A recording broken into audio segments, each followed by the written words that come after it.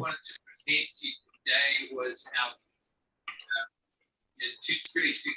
So specifically, the hash rate bond, which I would say up front is not novel in the sense this is bond of forestry law. Here you go. Good evening, everyone. We are about to start the meeting. It does sound like someone has an mic open and they're speaking, so if you could please put your computer on mute. Voices on this damn thing. You have enough drinks? Instead of the growth of the beast. Dennis is unmuted. Dennis, could you please put your computer on mute? Just hear noise in the background. Primary,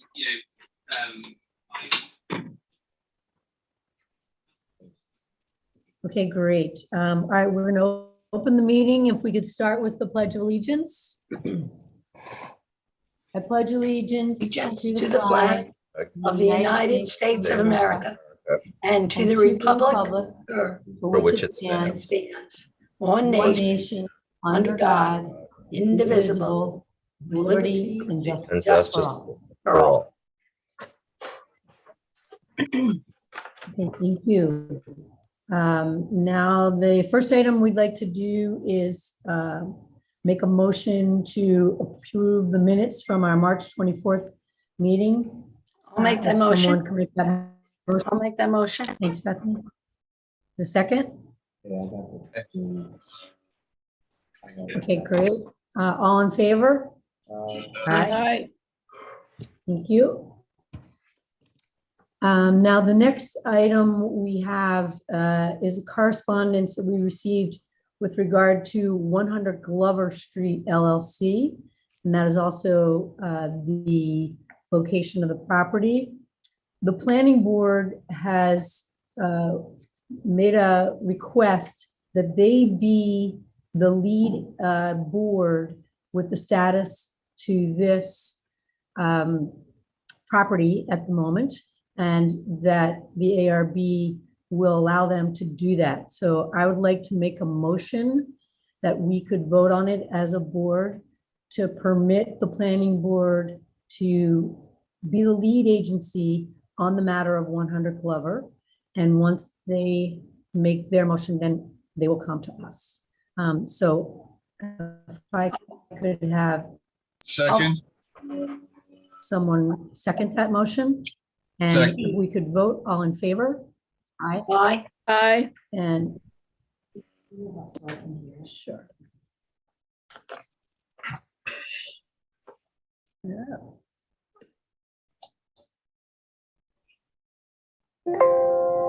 Okay, thank you.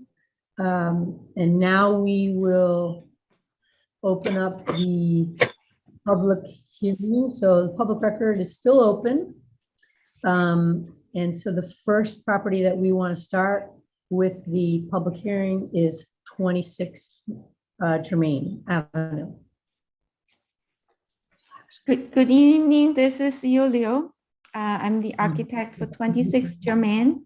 Would you mind I share the screen? Sure. I think I was disabled.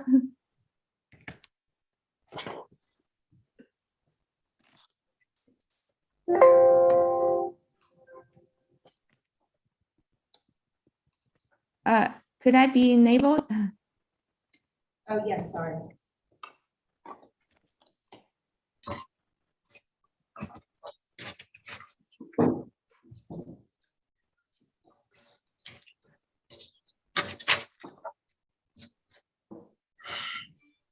Okay. First of all, I would like to thank the board's comment from last meeting. And we listened and we took it very seriously. And we reduced our house by 311 square foot. Here you can see the GFA is here. We reduced from 4,541 to 4,230. So we reduced 311 square foot. That's a 6.8%. of the GFA that's reduced.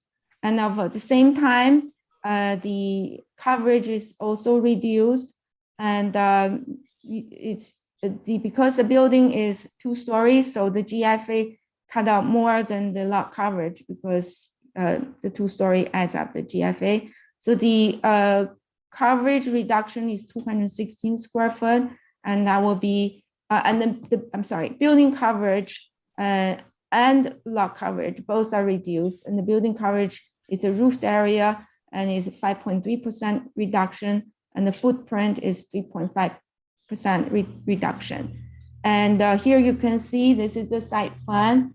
And you can see the blue is the existing house and the existing parking lot, existing driveway, and existing detached garage. We're basically keeping to the same spot and not to go any closer to the street. And that's our first. And the second, I'm showing the floor plans. It's not really a very big house because I know it's both two floors are fit on one page, and most of my houses they only fit 1 floor. And as for the height of the house, we also reduced it and reduced the 8 inches, right? We reduced 8 inches, and the building inspector suggests that I show very clearly where the retaining walls and existing grade is. So the existing. So let me share the comparison. The comparison is very easy to see. Oops.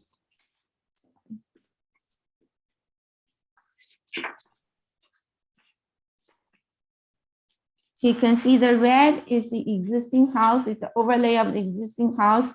Last time when I say we're like about 3 feet higher, and this time we really took an effort. We field measured the entire house, and that's the existing grade. You can see it's tilted right here, and that's existing first floor, and the existing porch, and the house with dormers. So you can see we do sit a little bit lower because we want to make the land a little bit flatter because the land is tilted, and we want to make it a little bit flatter. And then normally when we measure to the existing grade, but I'm measuring to the finished grade. So from the finished grade to top of the roof to this peak, it's 30 feet and 30 feet and 6 inches, I believe. 30 feet, 6 inches from the final grade to the tip of the gable is 30 feet, 6 inches. And to here is probably 29. And that's our reduction. And Lucy, can I just interrupt you for 1 second, please? Number one, I would say thank you very much for listening to some of our suggestions and thoughts and observations. We appreciate that you have worked on reducing square footage by 7%, as you suggested. And I also want to thank you for submitting the 24 surrounding properties so that we can really look at what 26 Germain will look like in comparison to the properties surrounding. And certainly the one house across the street is larger in square footage, but one of the striking differences is the elevation of that house, and that house actually was historical and has been, for decades. So when I did the average of the 24 homes that you submitted, the average square footage is 18, I'll give you exactly, 18 28 square feet. So it's 1,828 square feet. And then when you did the comparison, which I know you were kind enough to include all the elevations along with the height as well as the elevation from where they started. Again, because of the height of where 26 Germain is, in addition to the height of your home, it really is, much larger in height because of the height that you start at. So I do appreciate that you are looking to, if you looked at the survey, it's 25 is the current average from the point of the 24 and the 26, the average is 24. The average would be 25. And that was what you're now referring to, the fact that you are going to be leveling the property to bring it down. And so will you start from 22, which is the ground level, or where will you start? Because when I understand the building inspector had a conversation with you, because I think that will help to make a difference. And each foot will matter to help keep you more in line with the properties that are surrounding. I didn't hear every word because the connection was not all very clear. We are starting at elevation 22. So the final grade is at 22. So 22, because on the one document, it says 24. So that's key, that we'll pick up you'll lower it 2 full feet, correct? Where do you mean at 24? That's where I lost you. Right here on this document that you've submitted. Yes, this is the document we submitted. Yes. You have 24. Oh, 24 right, is so now you're saying existing. that 24 should be. 24 is the existing grade. I'm sorry. 24 is existing grade. And then from the existing grade, we measure up 28.5. Change that to 22? But our final grade is at 22. Our final building is at 30 feet 0.5. That's how it's a little bit different, because I'm measuring based on my past experience with Tom Priato. He always asked me to do the existing grade, from the existing grade to do the height. And then Chris told me use the final and then the final height. So everything is, so the ground elevation is at 22 and the building height is actually 30.5 because he wants me to measure it to the final grade. So the combination is still 52. Correct. When So- you add these two numbers, it doesn't change. Okay, so that still puts you at the highest combined of any of the 24 properties that you've submitted. Well- So would it be possible that you could look at some options to lower that height? For instance, the what do we call this? The slope of the pitch that you have on the drawing is 9.5 feet on 12. Could you lower that to 8.5? Could we lower that a bit, or would it be possible where the first floor you have a height of 10 feet? Would it be possible to take some of that off so we could have some way of lowering the height to not have it be so imposing, particularly with the location that you are? And I know that you're limited given the shape of the property and the height, but we're just trying to come up with some possible suggestions to lower the scale. I felt like my homeowner is punished for this particular lot. And in the village, you know, people will have first floor ceiling at 10 feet. And that's all the new builds. I had never really done any new build that's under 10.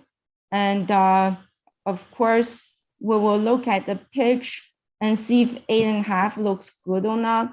Sometimes the house, you know, even though the total height might be a little bit lower, but if the pitch is not beautiful, and you might not want to look at it, because there's certain look that the houses in the Sag Harbor is beautiful. They look like very elegant and very stately. A lot of them is because they have a steeper pitch. But of course, I would definitely work with my homeowner and see if we would be able to further adjust the height.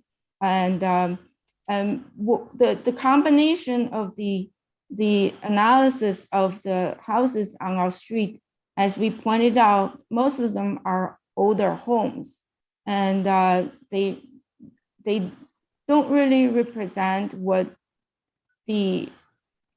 people desire in today's standard. And I will all know that these houses eventually will be replaced with taller and bigger homes. And because my homeowner is probably the first one on the street that building a new home, I do feel like that he's probably unfairly judged. And this is not a historic district, and we shouldn't be limited by smaller houses on the street, though.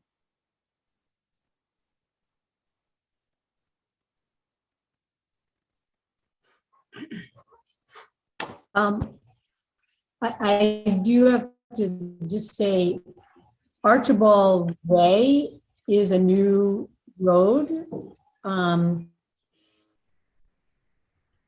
Germino is part of the historic district.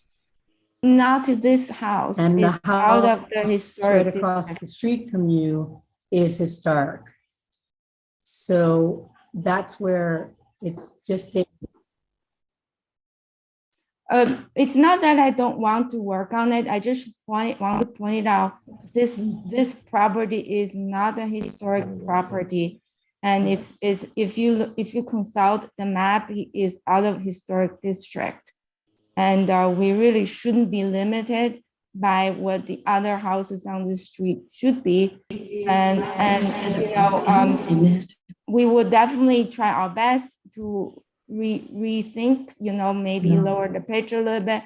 I can bring comparison. But when the house, like what I felt is when I first started to working in the Hamptons, we are allowed to have taller pitches, we're allowed to have taller houses. And then in the end, we are like limited. And then in the end, the houses actually looks like squatty because like the stringent requirement. And then I hate to say everybody nowadays are gaining weight. I think the house looks like squatty too.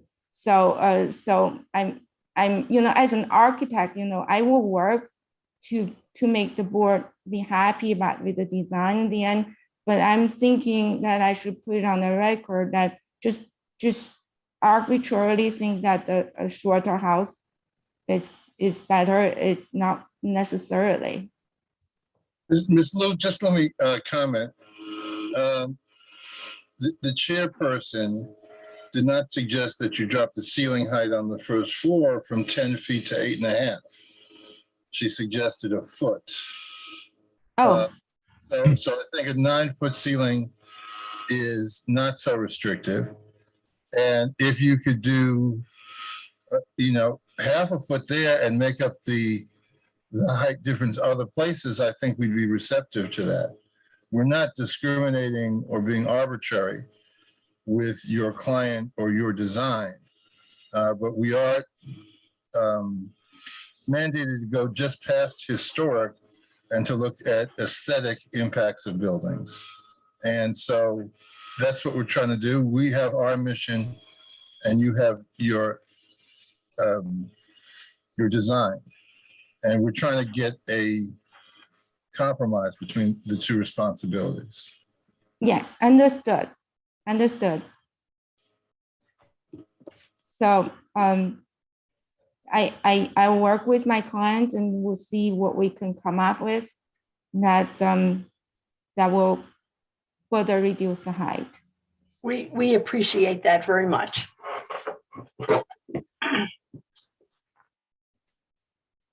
So we would like to adjourn. And then one more thing is that the color, I did submit the color sample. So Mr. Williams, are you okay with it? I haven't reviewed the color samples, so. Okay. Oh, I haven't seen it either. Your presentation this evening. I would like to show it. It's a creamy white. So it is a white because it's very hard for the homeowner with still limited budget to coordinate standard colors. I mean, to coordinate custom colors of windows and doors. So white is still the easiest way to coordinate. And the white that we chose is it's kind of creamy white. So you can see this is the paper. So it looks, it's kind of off-white on the creamy side. So if the board would consider that for us, because it is very hard. We looked at all the color samples from the siding, from the window, and it's hard to coordinate. And it's among the standard colors because we really kind of work with this custom colors. Lucy, I actually appreciate that you found this color. Can you screen share it so that the other board members can see it? It's like a putty white. It's hard to show. It's very hard to show. So it's like that. I mean, the photograph may not be very accurate, but here you can see it on the screen. I mean, All right, can you see it where Christian's holding it up? Oh, I have to stop share first. Is that what it is? Yeah, you're very tiny. We It can't looks a see it. little gray. It's a little bit gray. It's a little bit gray, kind of. You know, on the Concord white that Chris is holding up. But the only way to show you is the white. That's a white piece of paper, and that's the color of Right. the siding. So it's not really starkly white, like bright Right. white. Is off white. So what is the finish? I'm sorry. What is the finish? It's like a smooth finish. No, I mean, high gloss, semi-gloss, matte. Matte. Matte. It's not gonna be glowing. No. And what other trim colors are you projecting? We're gonna match this color. Everything's the same color, right? Everything's same color, so it's easier because you know, with the budget concerns and stuff. So it's gonna be monochromatic is what you're saying. I'm sorry. Yes. Yes. Thank you. Okay. All right, so we would like to adjourn. We're gonna address the height. We'll try our best to go from the design point and maybe change the pitch and lower the plate height a little bit and bring down a foot. Would that be? That would be Okay. very helpful, and I Thank do you. appreciate you finding the Concord white. I do think you were listening to the suggestion that was made by the board, so we really do appreciate you working with us. Okay. So we look forward to. All right. And so before you sign off, Lucy, we just wanted to check, because this is part of a public hearing, is there any members of the public that would like to make a comment? How do we do that? We can hear you. Hi, I guess. Wait, one at a time, and you need to state your name and address for the record, please. So somebody, It's I see LM, Sammy. right? Hi, this is Laura Mathers. Can everybody hear me? I'm just having problems with my camera, but if you can hear me. Yes. Hi, Yes. Mr. Chairman. Oh, Hi. we see a lovely picture Oh, good. Okay. of you. So I'll be brief. You need to state your address. Yes, sorry. Laura Mathers, I live at 59 Archibald Way. I'm probably one of the longest residing year-round people on the street. I've lived there probably 28 years. We've lived on Archibald Way. And I can tell you, I wrote a letter to the board. I'm not sure if it was received. I wrote it to Jean Kane. And just briefly, I'll just mention, I was very appreciative to see the scaled down drawings of the house.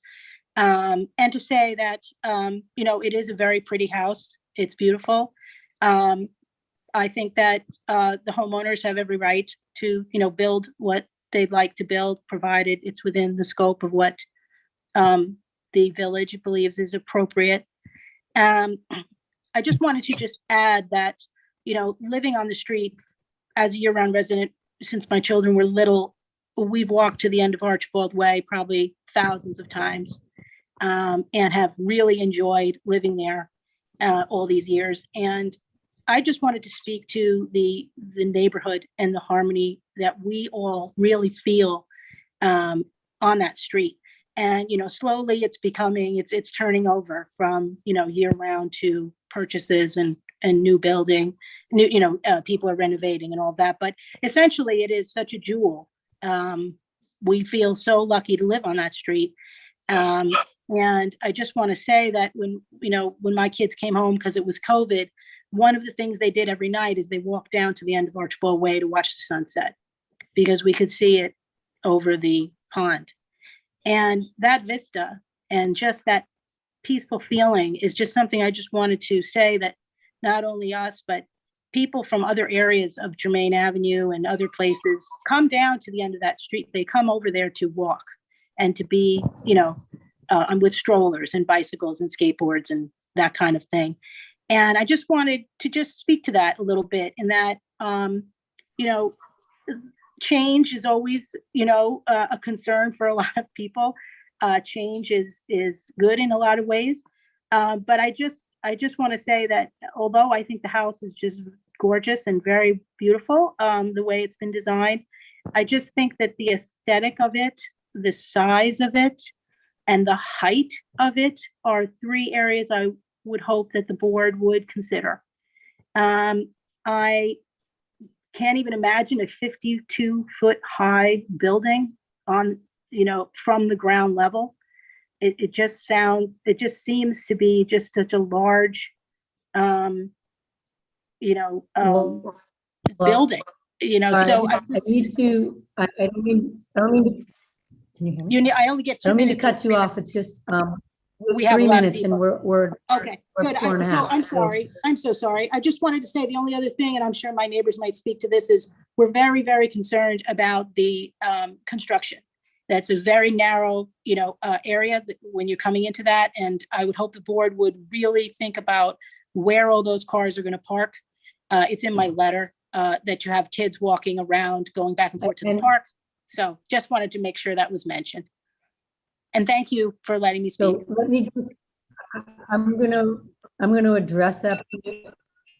Okay. Absolutely. And I'm going to address that point. And Architectural Review Board is not involved in construction or rules about parking. Oh my Okay. God. I Okay, think so, Is there somebody else? okay, You gotta mute. There's another person who wants to talk. Oh, wow. Tammy.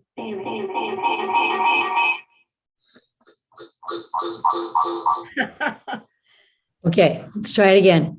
So Laura, thank you very much for your appreciation of the village and what you can gain by the village. But with regard to construction and the rules around construction and parking, that is not the responsibility of the Historical Preservation and Architectural Review Board. That is something that you could take up with either the village board or with the police department on no parking signs. It is not really our purview. I understand the concern, but we do know whenever there's construction, wherever it is in the village, hopefully neighbors are going to be respectful, and that all the construction workers will be respectful and not, block people's driveways or ride on people's lawns.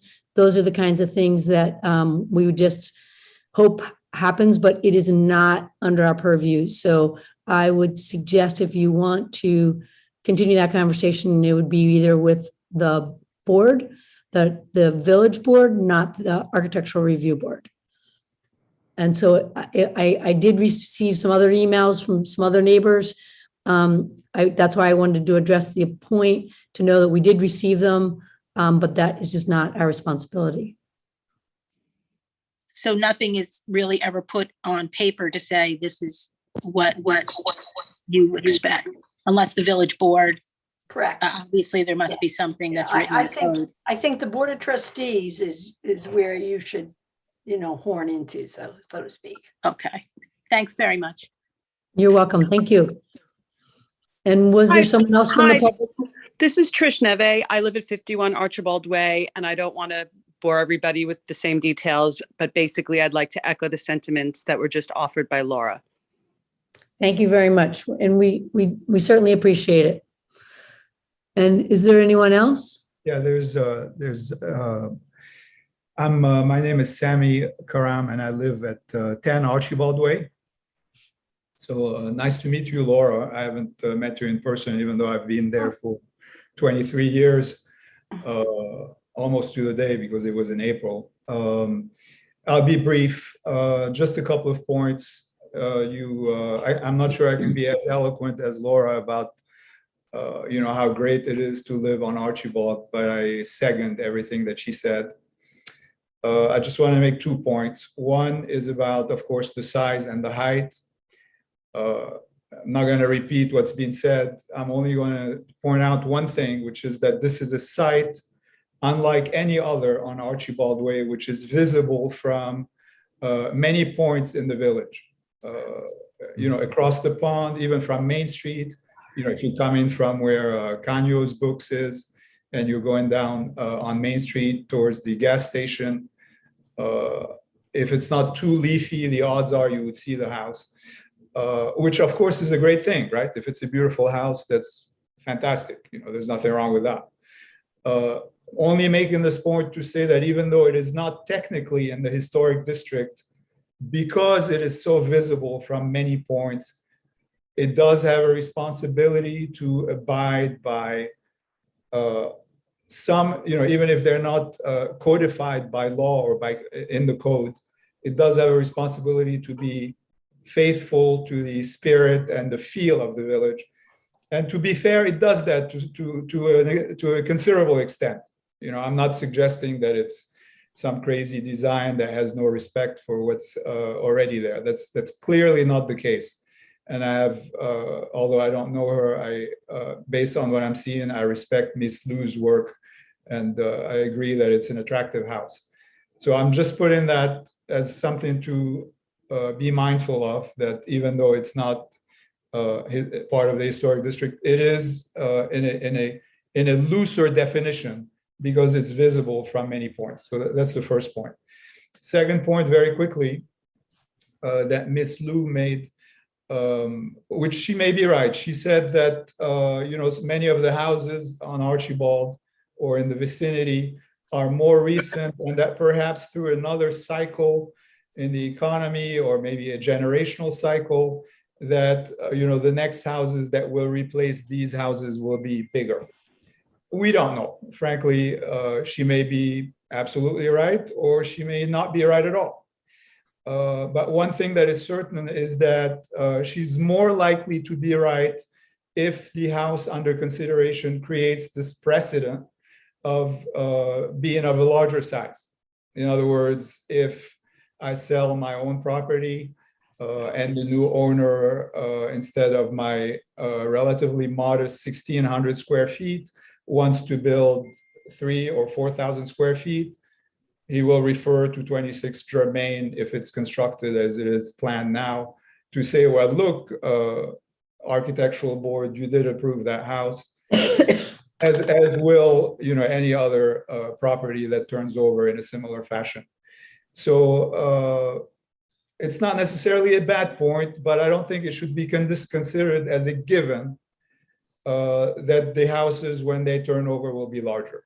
It's very possible that if we convene again 20 years from now, that we'll be looking at very much the same houses as we have now, perhaps with 1 or 2 modest extensions. So I'm grateful for this opportunity to address you, and thank you very much. And Ms. Liu, I wish you the best of luck. You seem like the right person for this task. So I'm grateful that I had the opportunity to express myself. Thank you. Thank you. And thank you very much. Is there anyone else from the public? Okay. All right, great. Could I say something? Of course. Okay. Number one, I would like to say that my client is a full-time resident. He is not selling this house. He's not a flipper. He's gonna live there to raise his family. And what he's trying to do is really, like I said, moderate, in my opinion, of New Hampton homes, because I work on more than 10 houses per year, new houses. And his house, as I said, 2 plans faced on 1 page is not really not big. And I would also like to correct the little misconception about the 50 feet high. The 50 feet high is measured to the sea level, not measured to the ground. Measured to the ground is 30 feet, and we are 22 feet above sea level. That's how it is. And the houses on this street, the combined height plus the ground elevation is a little bit, on average, a little bit lower than ours, but we are certainly not far off, as we're gonna work very hard to lower it even more, and I will try to make everybody happy to make it more moderate. And then I would also like to share my screen this time again to show you that we did work out the landscape plan and to show that we have planting in the front of the house, trees and grasses to mitigate whatever height concern. And we presented this last time, and I just want to represent it this time. And as Mr. Karim said, if it is a beautiful house perched on a hill that we can see all the way from the other side of the main street, why not? It's going to be beautiful sitting on a hill. And I really don't think, it's a negative thing. And as you said, that we are going to be in the future, everybody's compared to this new house. That is the first big build on Archibald. You're not just comparing the size and style, you're going to compare your real estate comp. When you sell your houses and your properties, this house is going to bring up your value. I work in the Hamptons for almost 20 years. Every house I build, they're going to net in $1 million or more. Okay, well, thank you very much. Thank you. I would like to adjourn the meeting now, and we'll see you next time. Yes.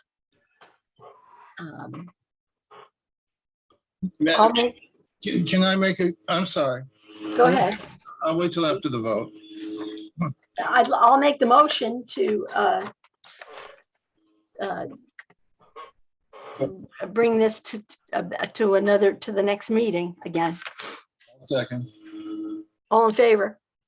Aye. Aye. Thank you. Thank you. Bethany. Yes. We don't, Oh, we have to Bethany, close the we're not public? making Wait. motions. Okay, we have to This is a close. public hearing. The public Right. hearing is going to remain open. Oh, We're okay. simply tabling this. No Okay. approvals are being made right now. Right, The board is asking for some additional material from the applicant.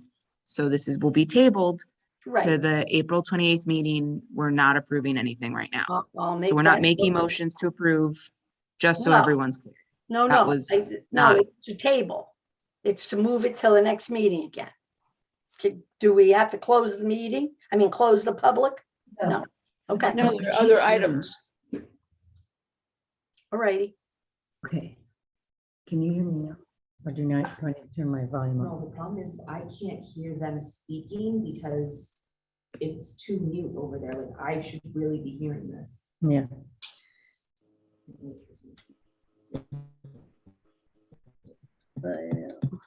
Okay, so. Let me just keep, let's put you on mute. Okay.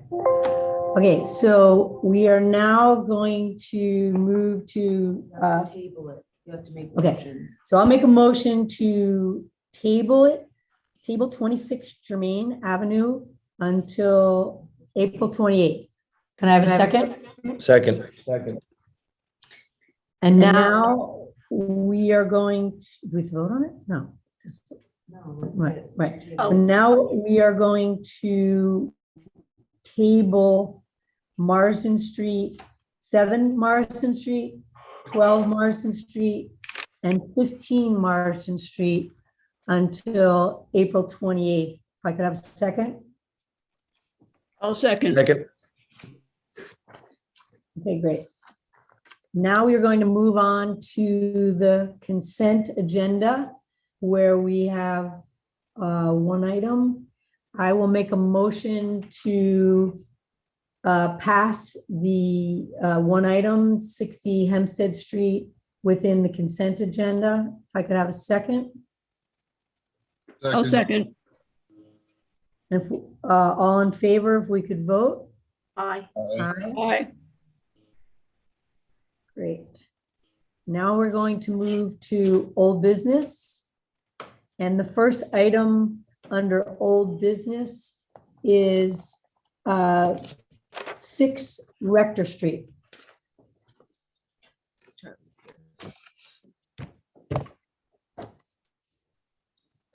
You're on there. So wait. hold on.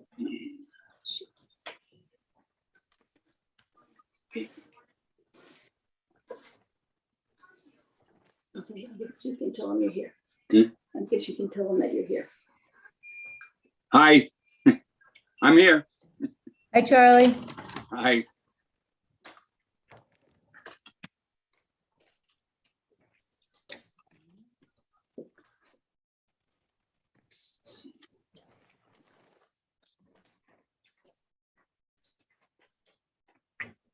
Go ahead, Charlie. I just was submitting a plan, made the changes that you wanted, right? So about the only thing you were concerned with after the other day was the what lights we were putting on. And I sent, or actually Kathy sent three different fixtures. Well, there's just for all the board members to know, Heather is going to share the new drawings. This is new. That is going to see where the two things, after our meeting, it was Zach and I met with Charlie and his architect. And the two things that, the changes that they've made is to expand the roof and have it be identical on each side, that it'll be 6 inches in from each side. The posts will be equally separated as we had suggested. And they will also be not, just square or flat columns, but they will be of the Victorian age. And you'll see, once Heather brings it to the last page, brings it up, you can see what those look like. And then once you can see these drawings, then we'll go on to the copies of the two potential lights. Three lights. So for board members that you can see, and we reviewed the stairs and the windows, and everything is the way we had hoped it would be.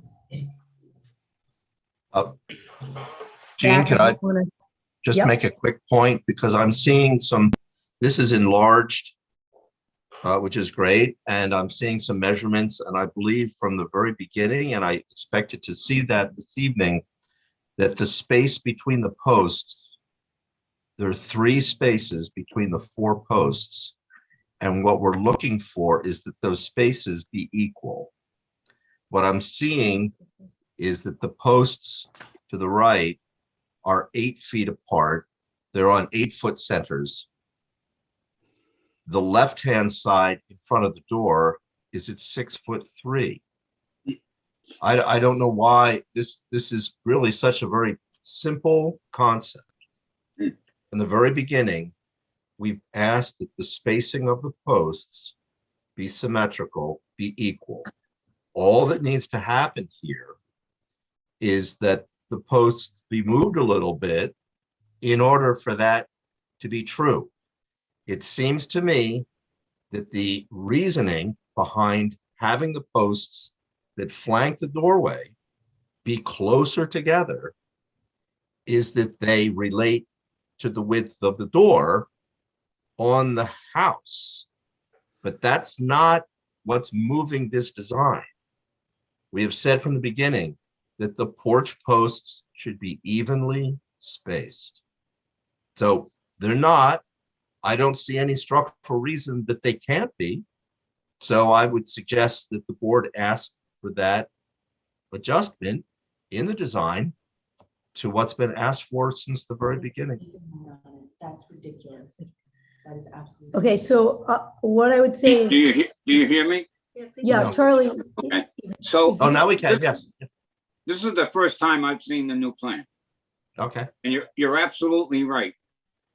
The only reason I can see why he did that, I mean, he knew we were standing right there, Yeah. was I guess because that post on the right-hand side of the door, the first one is going to be in the middle of that window. No, it's not. No. Middle window, the middle, isn't it? No. Middle? No, Oh, it so wouldn't. what you're saying is the first post to the right should be moved over to the right. Yes. Look, well, okay. I have no idea why he did that. Okay, but wait a He's not minute. supposed to. Yeah, we have one other adjustment that's possible. We have also said that the porch should stretch the entire length of that facade. You have it set in a little bit, which is fine, okay? But it could be expanded left and right, which would in effect make the total length of the porch longer, which gives you, in other words, the architect can do this very simply. All he's doing here is sticking to the concept that the posts that correspond to the front door respect the width of that doorway. That's what he's sticking with here. And there's no reason for him to do that.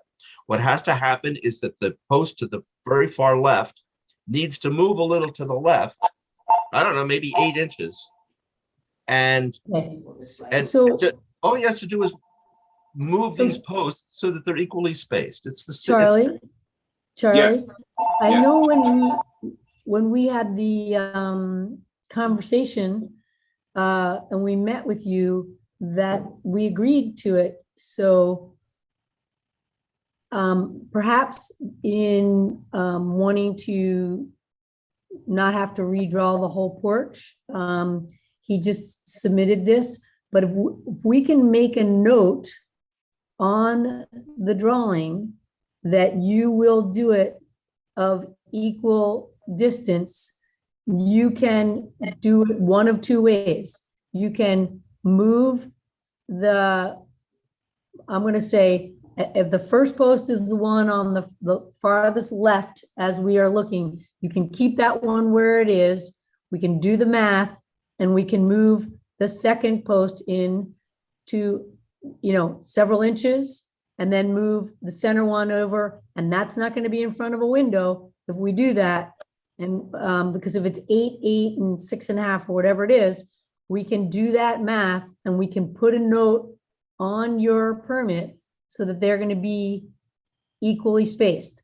Or as Zach suggested, if you want to add the 6 inches on each side to do that, you can do it either way. But you could verbally tell us right now, I can write it on your application, and then that's the way it would be approved if that's satisfactory to you.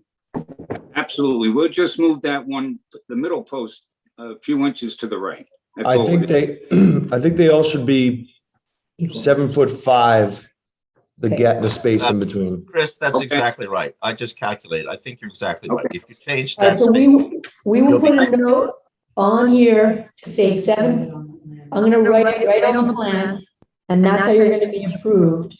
Okay. And then that way you can, 7'5". you can That's keep it's slightly in as we agreed to the other day. So the one Okay. on the left, the first post is going to go over a little more No. to the left? No, To it's stay No, the where one on it the is. left is gonna Right. stay right where it is. Okay, and then the The two next. outer one- ones are gonna stay exactly where they are. We're Correct. gonna move the two inner ones a little bit to the right.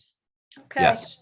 Okay, so Yep. I will document that so that then you're gonna know exactly where they are. Your architect and your contractor are gonna know exactly where they're gonna be. And Very- each one That's will be fine. 7 Yep. feet, 5 inches apart. Chris, Very would you, good. Okay, Chris, No would you, problem.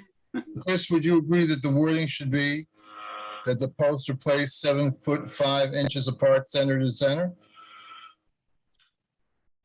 I would Okay. say the 3 gaps in between the 4 posts should all measure to 7'5".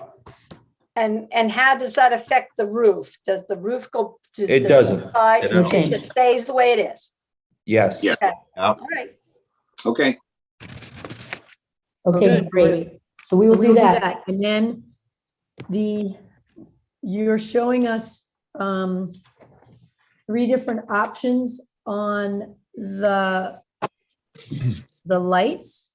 Okay. Do you have a preference on these, Charlie, between option 1, 2, or 3? Yes, I do. The Okay, so all in, Heather is gonna pull them up so that okay, the board can see them. Mhm. There's 1, there's 2, and there's 3. Which was your first choice, Charlie? 3. Of course, that happens to be the most expensive one, of course. We have good taste, Charlie, and Thank you. so it's glass. That was help from Kathy too. Okay. Okay. So is the board comfortable with option 3 that we are looking at right now? This will each go on the sides of the front door. Correct. So that's the only place where these 2 lights will be. And remember, they're going to be under the porch roof. And as long as the light bulb is in there of the proper illumination, so it will not be too bright. Is any questions from any of the board members? No. I would default on Zach to this. I do like this, the one the best. But is it appropriate for the period? I think Zach? it's good. It wouldn't have been there to begin with, but it's fine. It's pretty consistent with what we're seeing, the older homes getting these days, these flanking lights, and it's a traditional look. It's fine.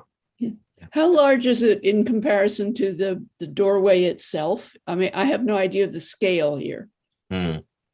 I mean, it looks fine. Mhm. I just can't tell how big it is. Right.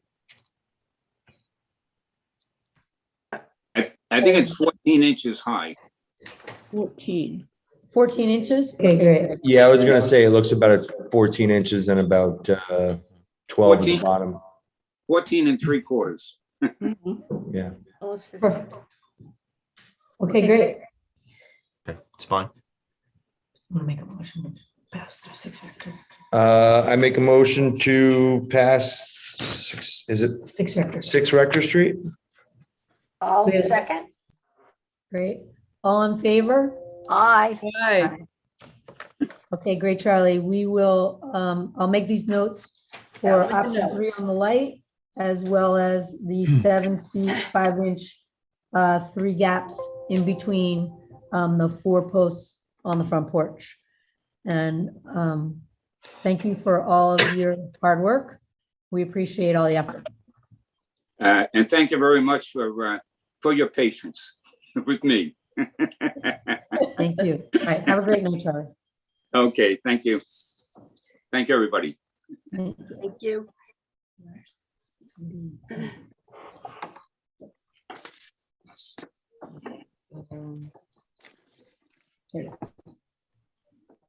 It's like think of it as like a sealed unit. The fluid doesn't go anywhere, it just recirculates.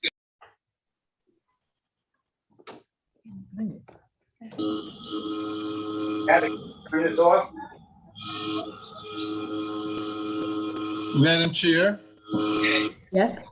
can I suggest that the next item is corrected on the record that we're considering the alteration of a dormer into Widow's Walk tonight? Or are we doing the windows also? No, we can make that correction. Well, there are two separate items here. One is old and one is new. Oh, right. We got So the old it's windows. Two different things, and, right, so, I'm a little. 207 Main for the windows, which is Kane? the old business, that is adjourned until, I don't think so. really? I just don't see it twice on the agenda. Where's the other place on? the Dennis, you're planning on presenting 207 Main Street for the windows, correct? Yes, but I'd like to, can you hear me? Yes. You can hear me, okay.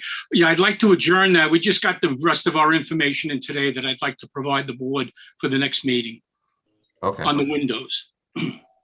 So that's the So he old does business. wanna adjourn. That's the old business. Well, Mr. Coy does want to proceed with the Widow's Walk. That's That's under new new business. business. That's under new So we'll talk about that in a second. So do I have to make- Okay. So Could we adjourn to April 28th on the windows? Yep. All right, could someone make a motion on that? Are we adjourning or are we tabling? We're adjourning, oh, sorry, table, you're right. Tabling. Table in the old business of windows. Table. I'll make that motion to table Okay. 207 Main Street windows. I will second it. Great, thank you. All in favor? Aye.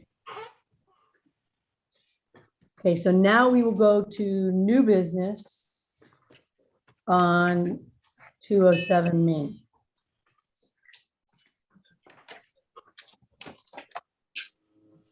Yeah, right this way. Hello? Hello. So on my way home, I just checked. There's one other widow's walk that I know of in the village, and it's kind of behind your old house. It's at 21 Jefferson Street. 21 Jeff, okay. Yeah, it's like that law office of Darrow or something. Wait, excuse me, who's speaking? I just didn't know Okay, if you wanted to. Sebastian, I got to get off the line. Sorry, my phone rang.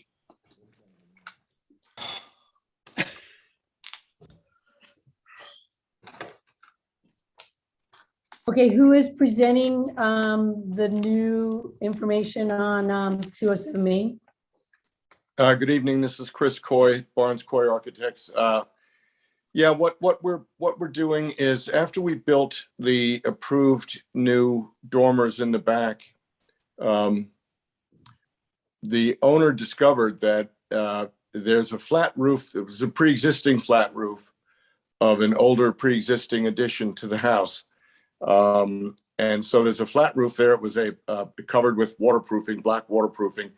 And he thought it would be nice to be able to, there's the rendering of it. He wants to be able to get out of that dormer and use that as a widow's walk, to be able to walk there. So the application is seeking the addition of the required railing at 3 feet above the surface of the deck, and a walking deck, which would basically be epay planks laid over the waterproofing. The dormers, as built and as approved, are tall enough to walk out of. They're not tall enough to walk out of without stooping, but they're tall enough to walk out of without discomfort. And he would really like to utilize this extra outdoor space. I went up there last weekend. The glass is not in the dormers yet, so I just walked through and out onto that roof, and it's quite nice. It gets you up above the village streets, and you can see up Jefferson Street. You can see down Main Street a little bit. It's just a very pleasant place to be out in the sun. So he thought, why not? As long as it's easy to get out there. So that's all this application is. This can't be seen from Main Street. It's in the back of the house. And as you see there, it's just a simple traditional rail, which is the only thing you can see. Of course, nobody can see the epay deck unless you're up there on it. And that's the extent of this new application.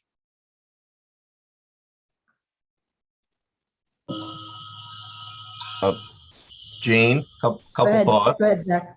Just very briefly, this is really just a second-story deck. Okay, is what this is.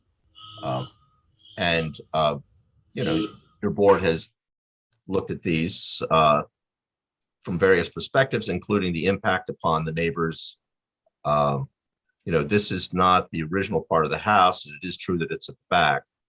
I would only suggest that bringing the widows into this discussion is totally irrelevant. A widow's walk is actually a small platform that is centered on the ridge of the roof, and it's meant for people to go up and look out to the harbor.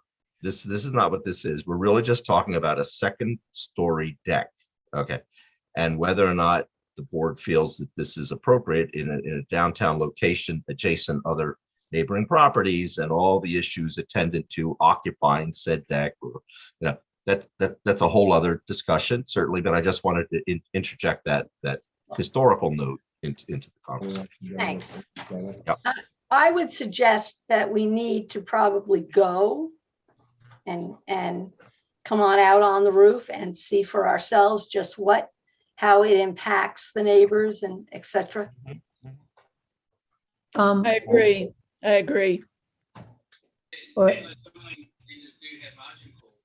Should this be fall under public hearing? Because it does affect the neighbors. They should have a right to comment.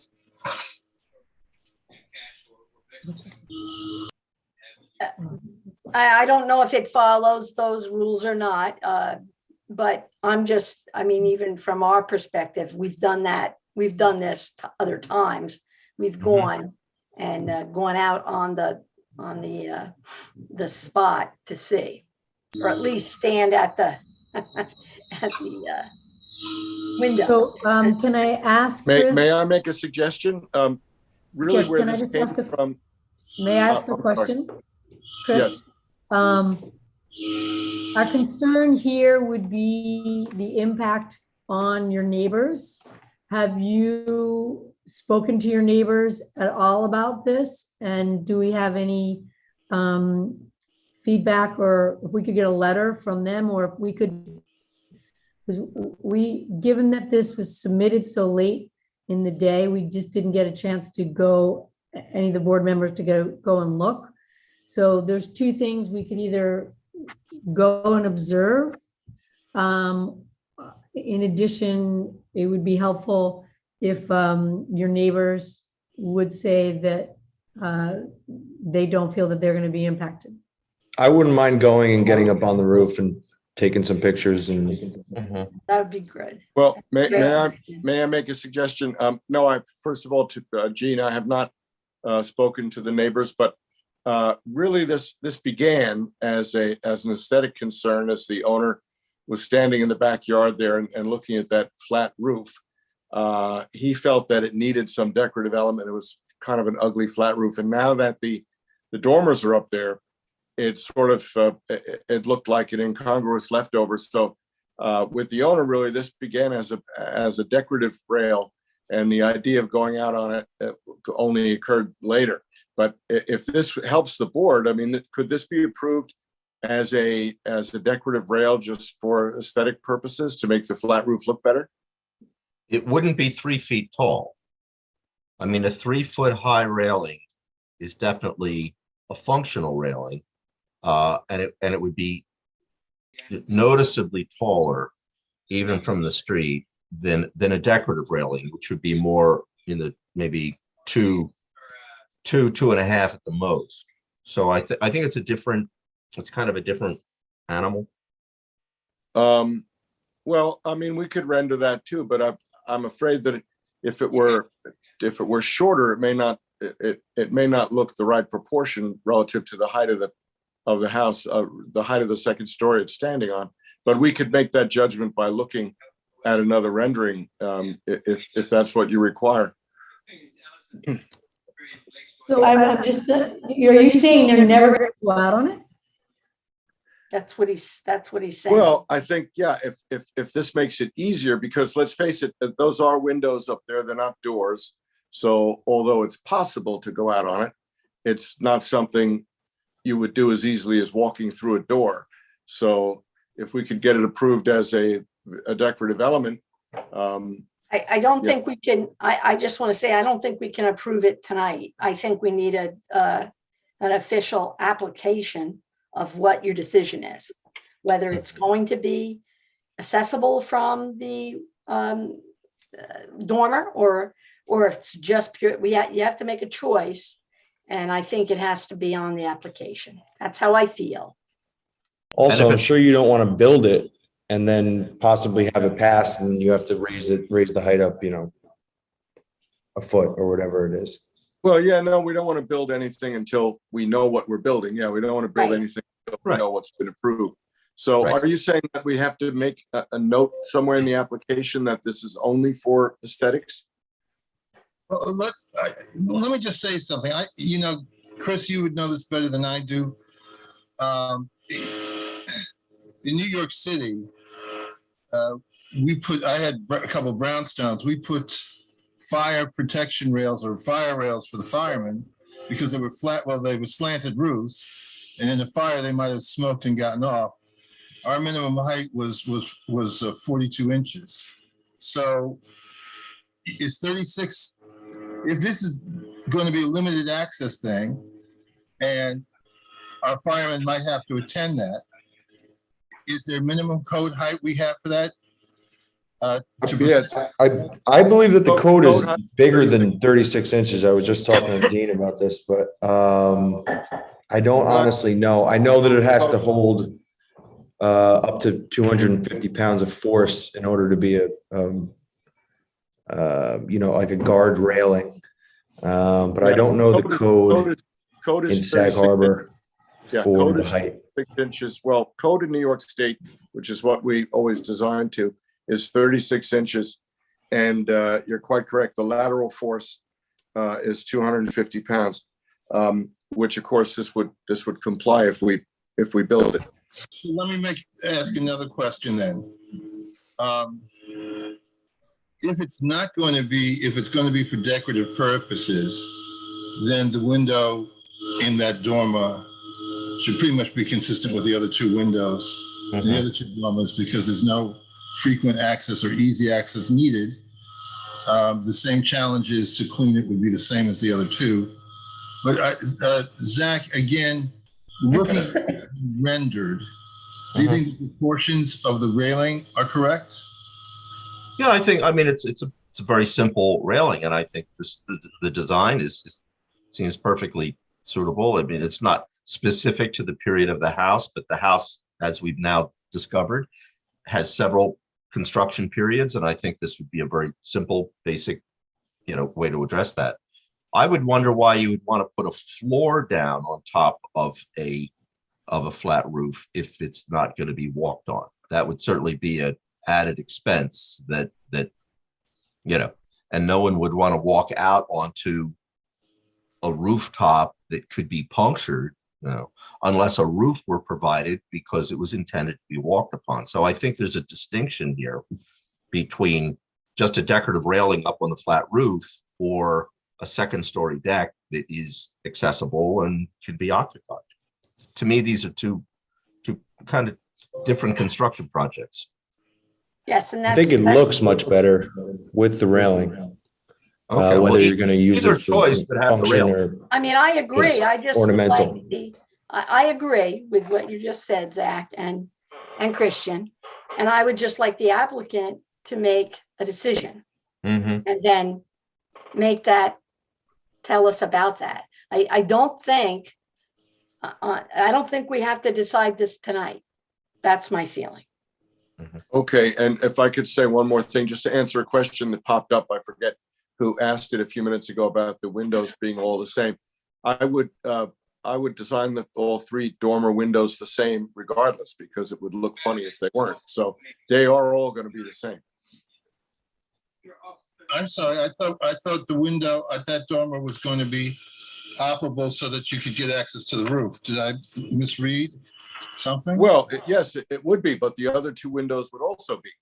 They want to open the windows, so the other 2 windows would be operable, and they would look exactly the same. So they'd be casement windows on the other 2? Correct. Well, that seems. They would look like they would look like they're drawn, which doesn't prevent them from operating as casements. Right. So Open and close. they would be outward opening casements, so that they're hinged on one side and they have a lever on the other side. The muntin pattern would be as drawn, but they would open as casements instead of double hungs. It's actually much more elegant to do that in a dormer than to have a double hung. Okay.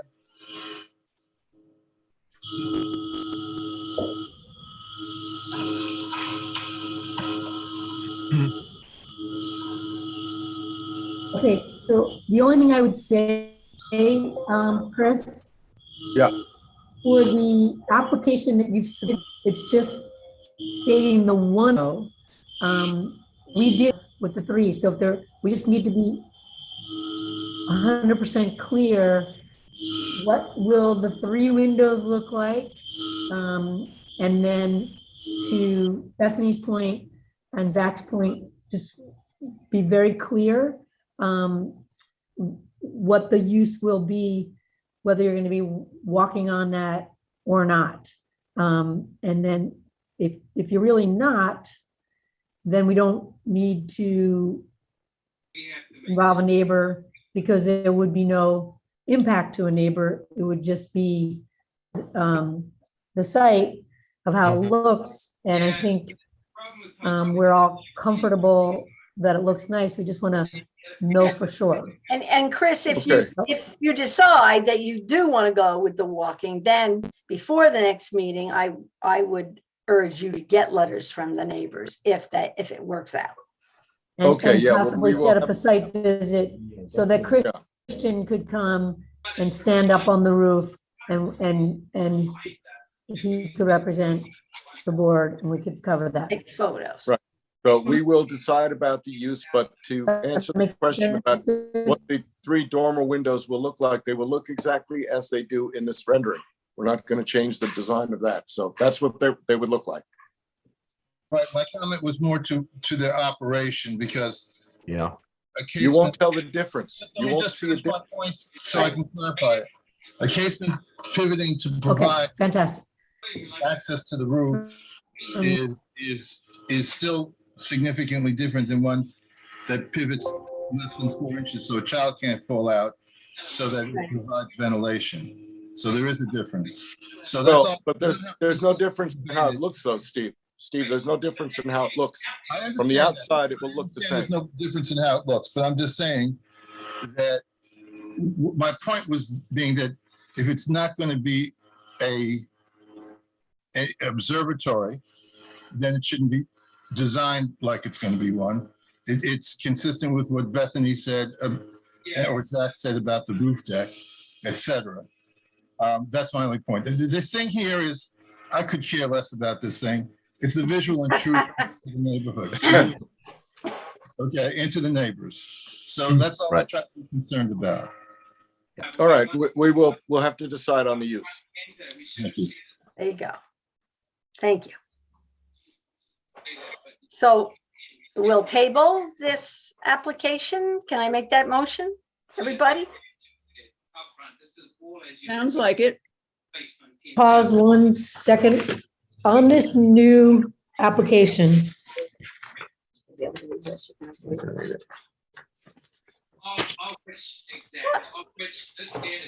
Hey, Rob. Late. Okay. I'll mute.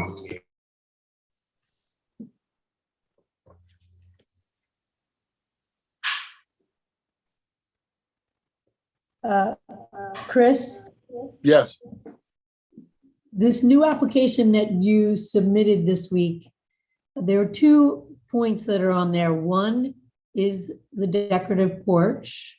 And then the second thing is a new steel window on the lower.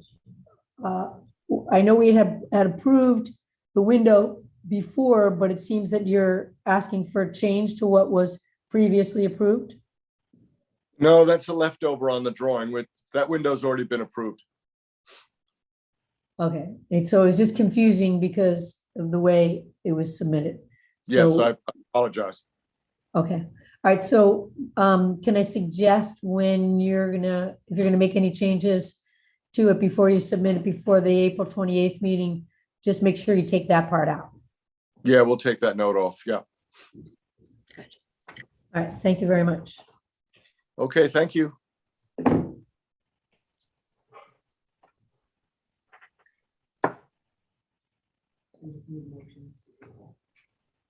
Someone could make a motion to table the new business item of 207 Main. I'll do that. Bethany already did. Yes. I asked permission. Okay. Second. Okay, All in favor? Aye. Aye. great. Aye. Thank you. Thank you. Okay, now we are going to 66 Main Street. How are you?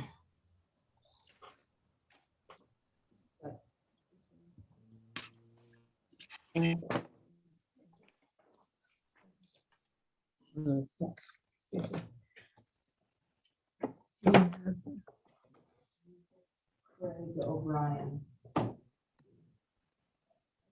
I'm here. He said he. Okay, hi, I believe it's Craig. Yep. Yeah. So we're applying for just Hi. a window, basically a window cling on the top 2 windows of our shop, similar to what Tula Booth has next door. And so, and then you also have the third sign? We just have the 1x1 on the street, which is like, the 1 foot by 1 foot extension, but you don't see it head on. Okay, I understand. So you're gonna add to the one that's already there, the 2 on the front window and then the window when you're walking into the door. Yeah. So there's like a front top facing window and then there's one in the vestibule. So Tula Booth right next door has the same thing. They have the logo there. It's just like a window cling. She has the same window cling, but she doesn't have the 1x1 third sign, correct? Yeah, I don't believe so. And could we do a screen share? I submitted some just renderings of what it would look like. Yeah. Right. Right, so Christian's holding it up so that all the board members can see. And just to give everyone the dimensions, it's 18.25 inch height. And it's then across on the windows, the front windows 54.5 inches. And then which as you're going into the door, it's 64.5 inches. And that's just following the full width of the windows. So Yeah. they're, Final thing. okay. So it's Sunswell is the writing on it, and it's at Marty's barber shop. Correct. Marty's barber shop. Okay, does any board members, is everyone comfortable with those signs?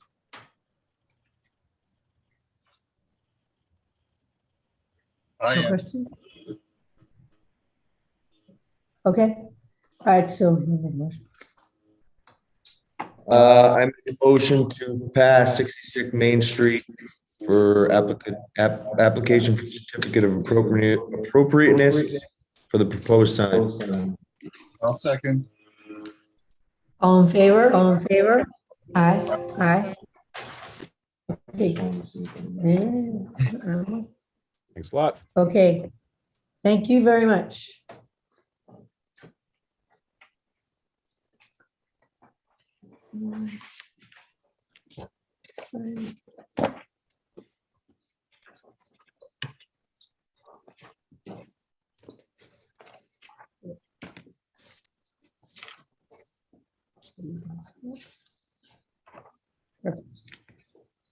Okay, now we are going to move on to 12 Amity Street.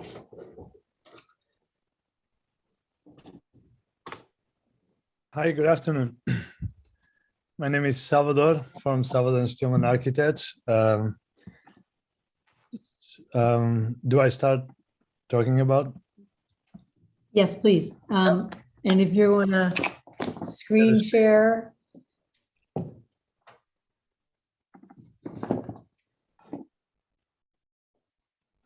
Can everyone see it? Yes. So on this property, we wanted to, so we're proposing to change the front railing, which is currently still painted white in the front, and we wanted to do wood to match the one that we want to also do in the rear, and it will also be painted white and will match more of the houses that are around it. And also we proposing to add 2 windows on the back from so you have visibility from the dining room, and also changing the door that is existing there to be a glass panes door. So I'll show you also the elevations. So here you can see the elevation. So the railing it's going to be as the picture that you can see on the right-hand side. That's the inspiration that we will go with. And the door will be right here. Instead of being a door without windows, it will be have windows and the mountains in between. And then the 2 windows that we're proposing on the right-hand side overlooking from the dining room. And then the last thing that we would like to request is also on the gate. So this gate that is currently this lighter wood color, we wanted to paint it also white to go with the rest of the, only on this side, to go also with the rest of the house in the, to match the white. Okay, to match the trim. Match the trim, right, sorry, yeah. So I just want to ask a question. The rear window that you are looking to add, did I see it was 9/12 versus the other windows in the house are 6/6? Is that just because of the size of this window? So because of the way it would fit, so here, let me show you the plan. so we adding cabinetry on the left, on that corner there. So we wanted to maximize, because this is a quite of a small size house, so there's not much of a storage inside of the house.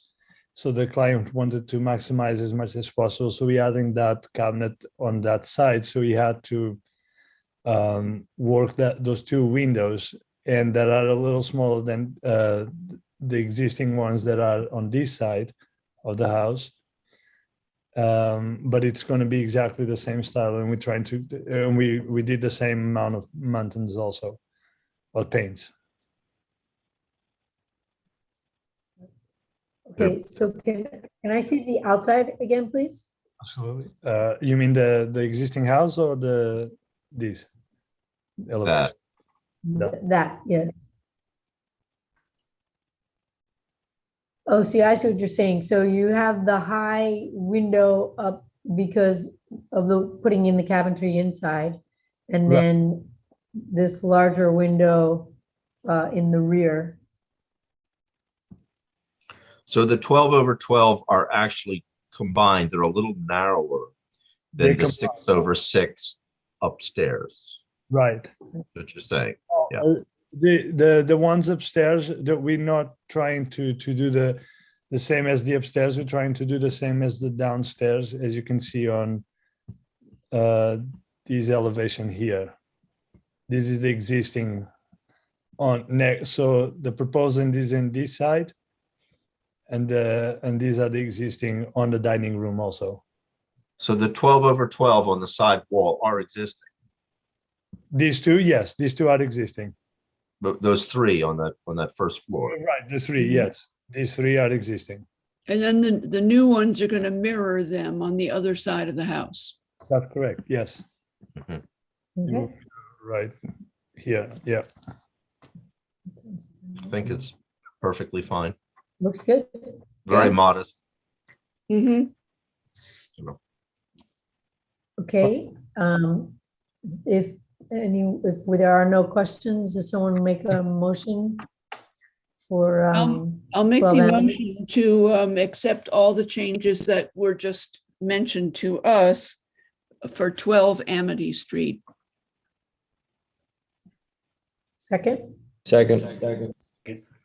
All in favor? All in favor? Aye. Aye. Okay, great. Salvador, thank you very much. Thank you. Thank you so much. Enjoy it. Thank you.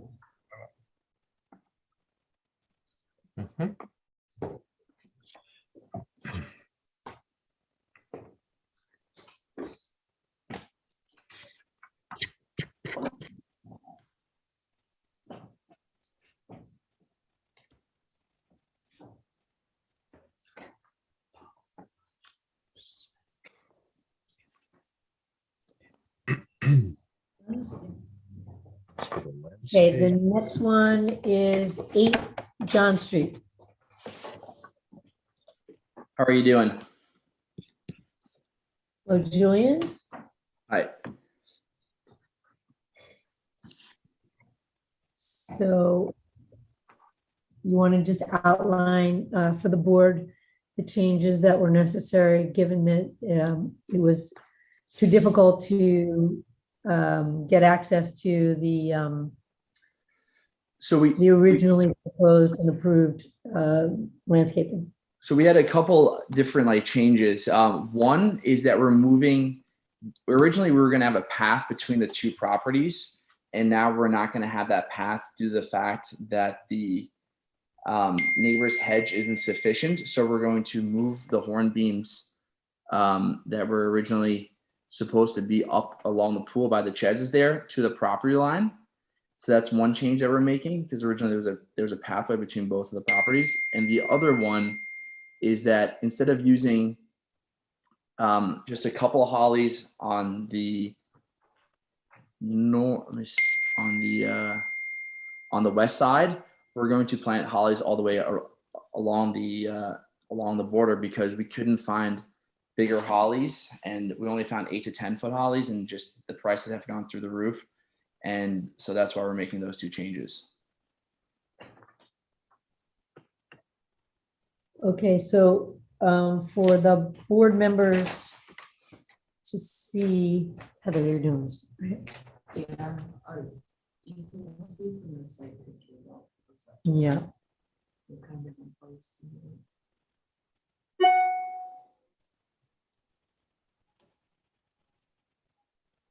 Bear with us 1 second where Heather's just pulling up. The changes that were made were to change some hydrangeas to some 3 feet hollies, take out some inkberries, increase the number of hornbeams. We And went then smaller on add in, okay, got it. Yeah, they go from 9.5 to 7. Hence the increase in the number from 8 to 10, just Yeah, to fill the space. see correct? that photo, like that, that's where they're going. And you can see how the hedge was cut down. So originally they were going to be a pathway, but now we're just going to put the trees closer just to create a little bit more privacy. Understood. Can you show us an example?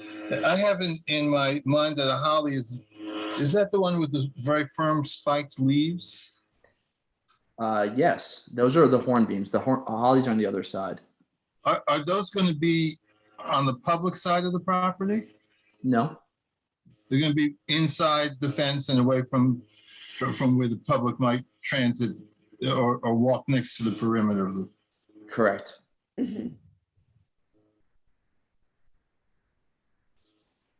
Thank you. And that's a fair question. Just we don't want anyone running into the sharp spiked hollies.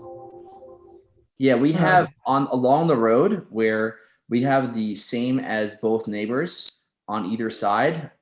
It's ilex, which is also a type of holly, but has a very smooth leaf and it's very small. It's almost similar to a boxwood. Exactly. It's a little more pest resistant and it does better in the snow. You don't have to cover it. The main thing is this kind of, I don't know. The main thing is, as the chairwoman said, we don't want anything that's going to injure a young child or a pet. And I think all of these folks are obsessed with the fact that everybody wants to peek in on them at the pool. And I've never been so inclined, so I don't understand this kind of unfriendly sort of plantings. As long as it won't, impact the public or touch the public or be the same as a chain link fence with barbed wire around it, it's fine by me. Well, it's safe. It's not it's just. Yeah, I think it's a nice design and I think it gives the homeowner some privacy at the same time, really making it attractive. Okay, great. Yeah, I make a motion to pass 8 John Street. Certificate of appropriateness for the proposed amendment to the previous approved landscape plan. Excuse me, isn't this a public hearing or is the public allowed to speak? No, this is not a public hearing on this one. But there were other people that were allowed to speak, and I was told that I was going to be allowed to speak at this hearing, and I've been sitting here for quite a long time. I am the neighbor, and I just want to tell you that this rendering is not accurate. I do not have evergreen trees. The height of these trees are not. I am so sorry, The height of these trees are not permitting me sunshine in my backyard. I will be in shadow the entire time, and I cannot see the sky. In order for me to see the sky, I have to go all the way to my window and look up. Ma'am, I apologize that you've been on the call for the hour and a half or hour, almost 2 hours, to listen to our meeting. There are items that are part of the public hearing. 8 John landscaping amendment is not part of a public hearing. It's when there's the new construction that's above a certain size, or there's different issues that we would require to be a public hearing, which slight changes on the landscaping are not the sort. It would have had to have been on the initial construction and landscaping that came. So I understand that, and I totally appreciate it. I have been waiting 30 years to move to Sag Harbor. I spent all my money on this house, and now I'm not even going to be able to have sunshine in my backyard. And I heard today from my attorney that the house that's been built was actually not the house. The plans were not approved by ARB. Okay, Kate, constructing this house on a different set of plans. It's not the time or place to discuss a matter like this. This is just for the landscaping. But the landscaping is like. It's not open for public comment. We're not. And unfortunately, it's not open at this time. I spoke with you by email and I said that you should submit a letter that the board could have read and taken into account, but it's not a matter for public speaking right now.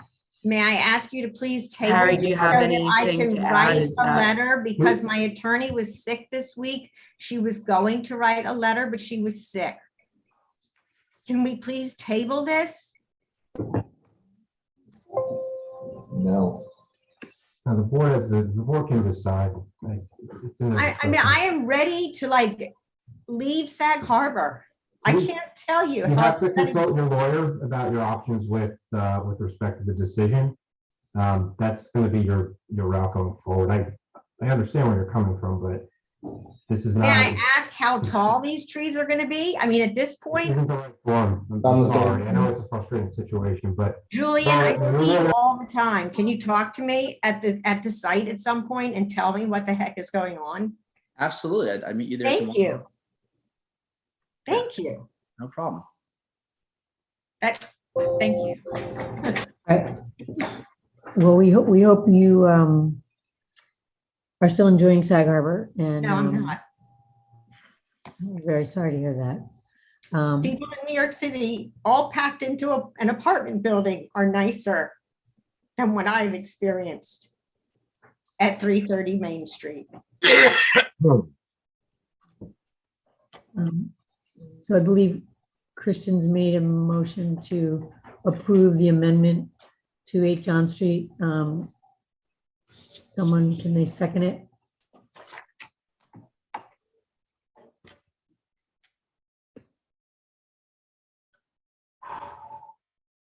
Is Mr. Adams there? Is Judith there? Mhm. Board members, Christian made a motion. Do we have a second?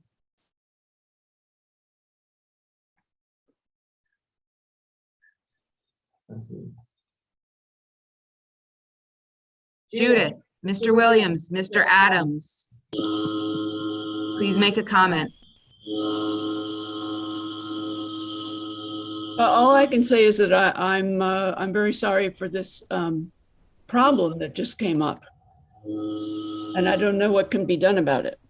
And I'm not going to vote for a motion at this time to approve a motion. The thing is, the trees were approved originally in this plan. This was originally all approved. We're moving them slightly on one way or another. I mean, it's not a major change to the landscape. You're not moving them slightly. You're not. And you're Kate, you're not supposed to be speaking on a public comment right now. So it's not appropriate. The board's supposed to be looking at what's in front of them. They're not supposed to be taking in public comment. I apologize. So the question, as a board member, I'm asking our attorney, what happens if the motion's not approved? And the homeowner or the applicant, well, you're asking if you deny it today or if you table it today? Well, speaking to the motion right now. So if the members don't vote for its approval, what happens? What's the ramification there? Is it automatically tabled? My suggestion is to either table it or vote one way or the other, make a decision today, as opposed, you can abstain, but it's gonna lead to just whoever's there, and we have to just look, I don't think everyone's still here, so it's gonna complicate it a little bit here. So I suggest either tabling it to consider your thought or proceeding with the vote as opposed to abstaining. Well, I'll just state for the record, I'm going to vote to the negative. The trees that we're planting are smaller than the ones that you originally approved. Oh, if this doesn't get approved, my client is going to plant the original ones. They're larger, what you already approved.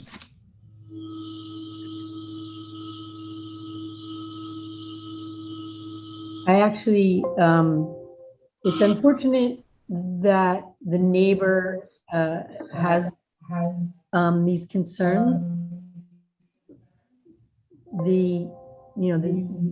What was approved, I was not a board member at the time. The house is under construction. The landscaping was approved. And I honestly think we should vote, and I would recommend Straw poll. vote to Everyone takes a vote. because these are minor changes, and as stated by the landscaper, that the height of what is going to be planted is going to be shorter. And as we all know, there's impacts from COVID, the access to supply, hence they are going to be shorter in height than what was originally approved. There will be a couple more to fill the space, but the height will be less. So I would recommend that we approve and that we have the vote tonight.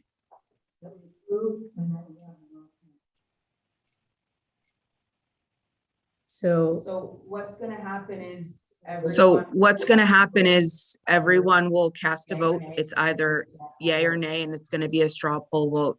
And it looks like Bethany is left, so Mr. Adams. And it looks like Bethany is left. So Mr. Adams, since you're an alternate, you will be voting. Okay.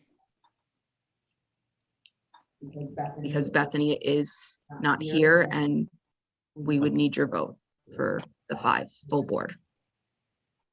I think if we can come to a conclusion with the architect, who is the landscape engineer, and the client, I would vote to approve, and that is a smaller tree. Right. So it is a smaller tree, Mr. Adams, so you can to see what was originally proposed. We can share the height. Christian will read it off of the document that was submitted, just so everyone is clear what was the difference in the height that is going to be planted from his new proposal. A point of clarification. I understood. For instance, there was an American holly at 15 foot, which is going to be replaced. Sorry, if he hasn't looked at this. A point of clarification, please. There was an American holly, 7 American hollies at 15 foot, which will be replaced with 34 Mary Nell at 4 foot.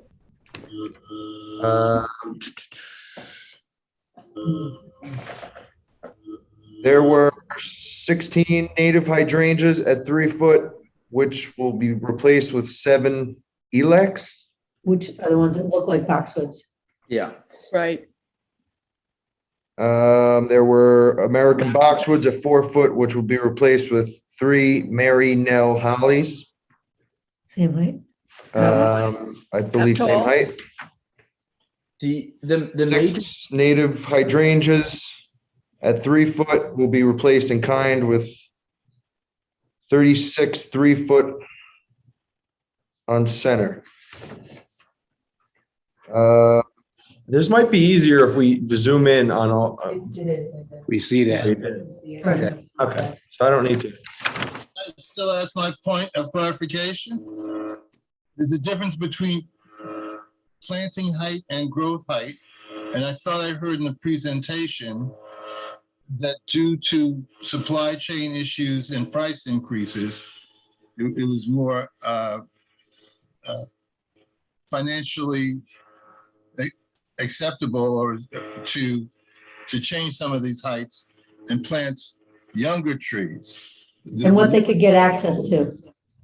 So the question really is, what is the heights that these alterations can grow to? What's the potential ultimate height in 2 to 4 years? That's really the question. Not where they start, where will they end?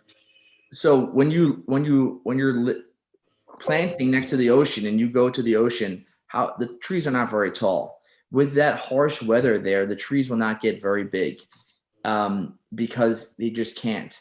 The tallest trees that are there are the indigenous ones that are there. You have some maples, and might I add, the neighbor to our east side has the same trees in the same height along her property. So we're not planting anything that's gigantic. We went from a caliper of 8 inches to 5 to 6. That's a much smaller tree. And once it gets there, it's going to be next to the ocean. It's not going to grow much. And it's a deciduous tree, so the light passes through it. It's not an evergreen. It's not the ocean. I'm sorry. It's the bay. It's not near the ocean. Sorry. The bay. And by the way, you're not speaking to my question. I'll say something one more time. I live 200 feet from the beachfront, and I've got a 75-foot oak around shading my home. So things do grow to full size close to the bay. And talking to me about the calipers is not saying that the caliper is not going to increase as the plants age. So I don't think that that's really talking to the question. The oak tree that's at your house that's 75 feet tall is, I would guess, a very, very old tree that's been living there an extremely long time. And that's a native tree to that area that grew from a sapling. These trees are coming from a nursery that they grew in full sun, fertilized. Of course, they can get much larger in the ideal environment, but I'm telling you that the environment there is so that those trees will not get much larger than what they're being planted as. I guess the question why I am supportive to this is, unless you're feeling that for the members of the board that approved this some time ago, it was already approved. These are some changes to what was already approved with less height. So I think the neighbor entering in you should not have heard that. It was inappropriate for her to be on the call and to share that with us. As Harry said, she needs a lawyer to present. It's almost as if you need to take that information out of your head and She just has avenues know that to appeal it, it so. was approved and there are changes. And Chair, I have deepest respect for you. You know that. But I'm going to respond by saying, if there was an oversight in the past, it was an oversight. And if there's an opportunity to be rectified, that's only fair. We have spent 5 or 6 consecutive sessions discussing insulated glass windows on a historic building. And the applicant has failed to come back to us to say that they're approved by the Secretary of Interior, and they keep asking us for something we can't approve. Right. So I think that in all fairness, that the plantings can wait for 2 weeks till our next session. To do what? What are we gonna And that's the end of my comments. Okay, so I guess the question is, what new information will we learn in the next 2 weeks? What are we going to ask the landscaper to supply to us? Well, number one is because the location is being relocated, I'd like to know how that's going to affect the sight lines. I'd like to see the comparison before the difference between what was approved and when it was approved to what's being suggested now. It's on the plan right now. It's on the plan. I don't have access to the plan, so I'm sorry about that, but I'm saying that, and I still would like the question answered that what do you think the maximum heights will be for the new plantings? Because that does affect the sight lines. So you failed to answer that other than because it's close to salt, it's not close to its full height. You haven't even told me what its full height's going to be. So you're the professional landscaper. I'm not. So the client, the neighbor has the same trees in her yard, and they've been living there for I don't know how long, but they are not taller. Sorry, they're the same height as the ones that we're planting, and they've been there for years.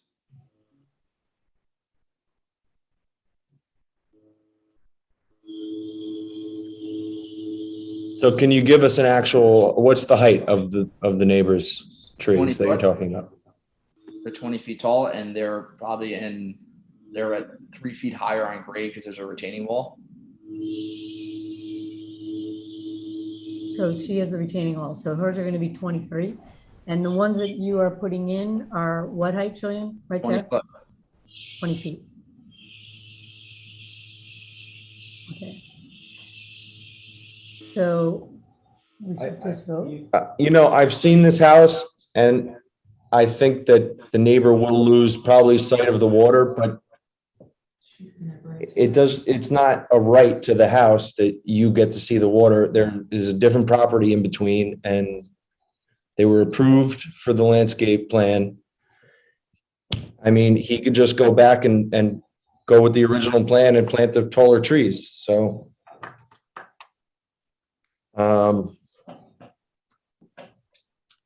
I vote yay. All right. Should we just have the vote? I guess, yeah. Harry, what's your opinion on voting right now? We have a full board, and if we want to play super risk adverse here, we can wait and consider it more, but we have all the information in front of us. I think the board is in position to take a vote here, and I don't think it's appropriate to consider what happened on another vote to cloud this one. So I think we have to isolate what's in front of us here, this change, and what the applicant has provided in response to different questions to make the vote. So I don't see much benefit from delaying it because everything is here. I mean, the board has what they need to make their vote. They can decide not to, but that's my opinion on it. Julian, do you feel comfortable as the applicant with the board taking the vote, or would you like them to wait? I mean, the trees are alive. We're gonna have to plant them one way, or we're gonna have to plant them. If we're gonna go back to the original plan, it's unfortunate. It's gonna cause less privacy for everybody, but it just, we're getting late in the season here. We have to plant these trees. They've already been there for 3 weeks.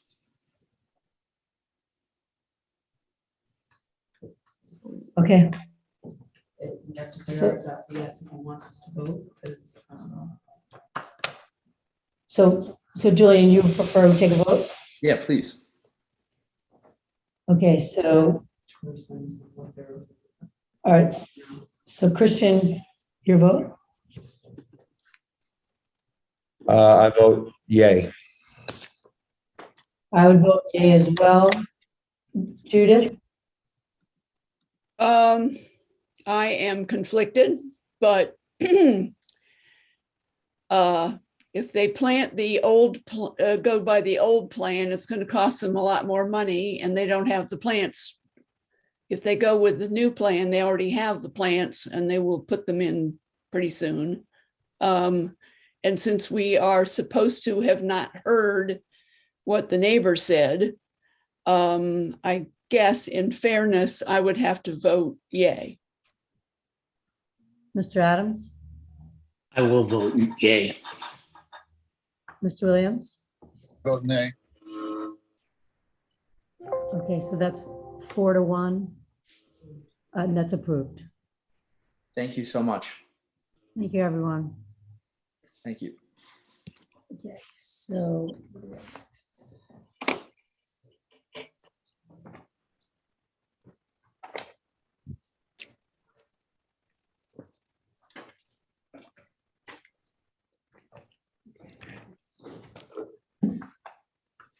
The next item that we will review is 43 Oakland Avenue.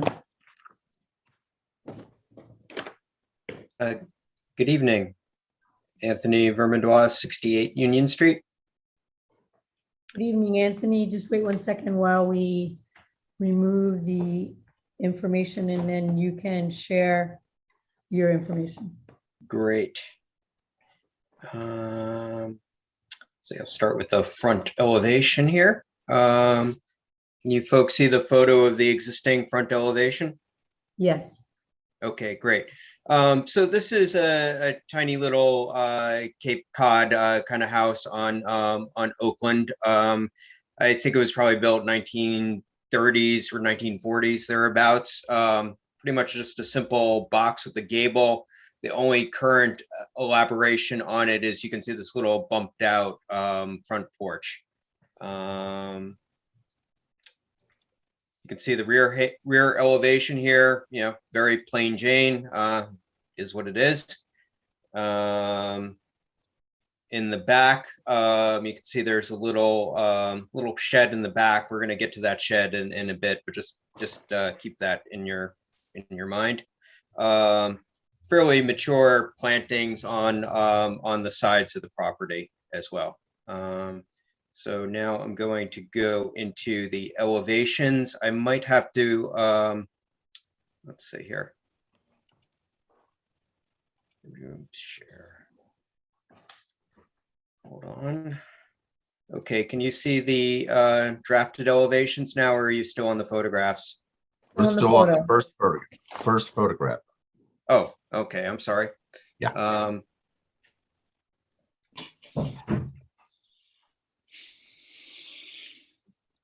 Screen. All right, let me go back to these photographs then. Okay, so this is the rear elevation. As I said, very plain Jane. You can see, you know, fairly mature plantings on both sides of the property. Driveway runs up on the side here. Okay, and screen. Okay, here you should be able to see the elevations now. So front elevation here, what we're proposing, no real radical changes to the envelope on the front. Just planning on replacing the windows. So whereas there's a sort of a bay window with side lights, just 3 equal windows here, 2 6/6 windows here. A little trellis coming off of the house to kind of dress it up a little bit, dress up the front trim a little bit, and new gutters, new roofing material, new cedar shingle siding, little brick veneer on the foundation, which is currently stucco. Just one little. Can I just ask one quick question? Sure. The existing windows, you're not going to be changing the existing windows, correct? Oh, no, we'll replace them. They're basically just 1/1 windows currently. They're, you know, they're, you know, not historic windows. So whereas there's 1 window here on the front facade, we're going with 2. And then this is currently a bay window. So we're using the same space, but with 3 equal windows. Okay. No more bay window. Yeah, correct. I mean, I don't think bay is the proper term for it. It's a window where, you know, the center window is bigger than the two windows on the side. I'm not sure what the Oh, correct but it term for doesn't that. protrude from the facade, right? Yeah, exactly. It's flat. Right, It's just and two. it's gonna stay flat. Okay. Right.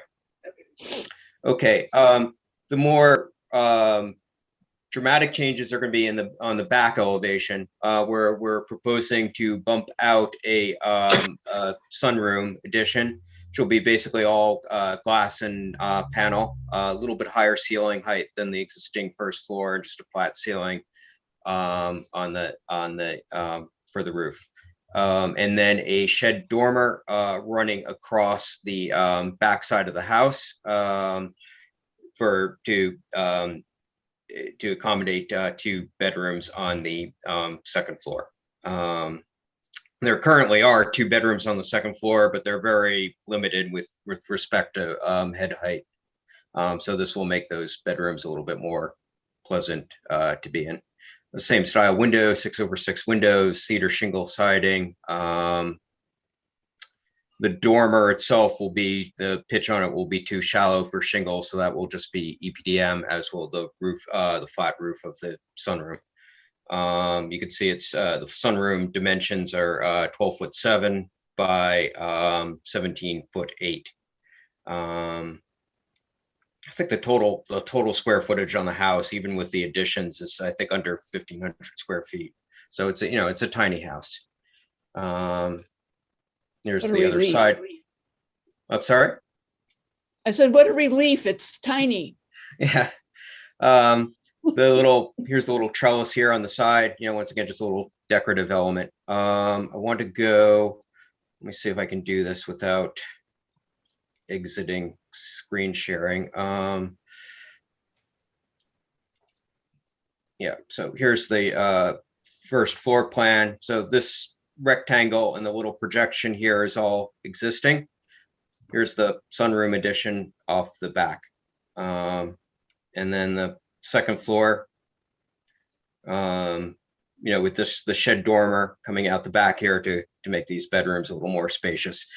This is the existing staircase coming up. So to a certain extent, the layout of the dormer was driven by the need to accommodate the location of the existing staircase.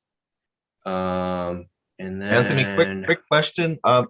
You're piercing the pyramid there with the dormer. Did you need a variance for that? Yes, we did need a variance, and we did receive the variance. Okay, so just a little bit under 800 cubic feet, if I remember correctly. Gotcha. Okay, just wanted to make clear. Yeah. Let me see here. Okay, so here you go. Here's your building section. Just showing the existing roof pitch here on the front, shed dormer coming out in the back, and the sunroom. Then I mentioned to you the little shed in the back there. I'm not sure if you saw the photograph of it, but really all we're doing with that is just dressing that up a little bit, giving it a little bit of a steeper roof to match the main house, and just some French doors coming out onto the garden. And then I just want to go to the site plan. Hold on a second here. Actually, I'm going to go to the health department approved permit, just because there's one thing I want to bring up as an issue here. If this opens up. Okay, can you see the site plan now? Yes. Yeah. Yeah. Okay, great. Okay, so we're proposing just a simple swimming pool in the backyard here, just set in grass. The rest of this is all going to be lawn. Here's that little shed in the back. We're doing a little bit of renovation to pool equipment here, 15 feet off the property lines. They're basically the septic system. I just want to bring this, once again, because trees are always an issue. Septic system is in the front yard. There's a one kind of ornamental tree here that's right in front of the front stoop that will have to come down to accommodate the septic system. It's just purely because of the septic system, not anything we're doing because of the house. There is a much bigger tree that's on village property that will not be, that will we'll be able to keep that tree. It won't be a problem with the septic system. So that is, that's basically it in rough, briefly. If you have any questions. I think it's a very nice design. I agree. No, I agree. Great. And I agree also. Zach, you're okay that the windows that are currently in the house Yeah, are not? this is not a historic resource, and so the aesthetic, the issue of losing old fabric is we don't have that here. It's really an aesthetic decision on your part. Great. I just wanted you to note that so Yep. everyone hears it. Okay.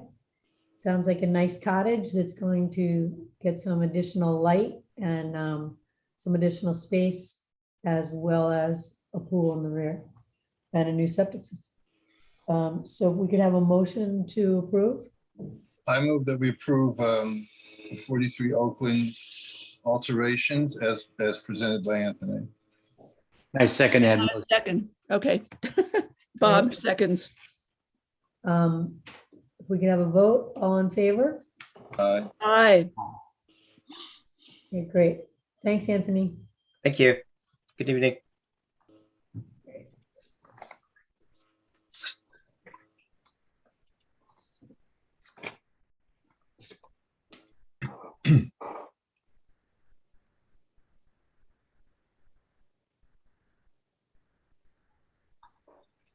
Great, and the next item is 56 Glover. Evening board. This one? So we can't hear tonight? No, you can. You have to hear it and that's scheduled. Okay. Let me know when you're ready.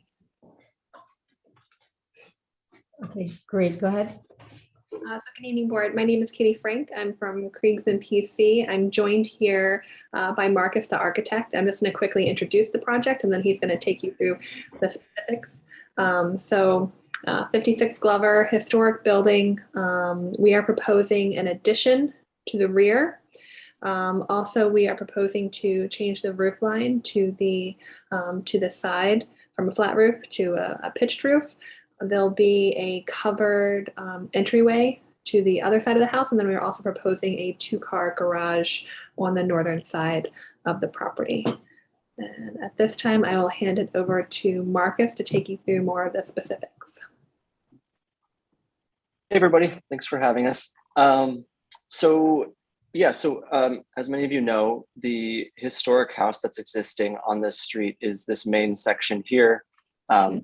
With a flat roof section off to the north, this is what we all looked at a few weeks back on site together, and so this remains basically the same proposal where we're as Katie said, we're looking to change the roof line on the northern sort of extension, and then at the rear we mean to sort of continue the same architectural language and expand backwards. So basically all of this going back towards the rear yard is an extension sort of east.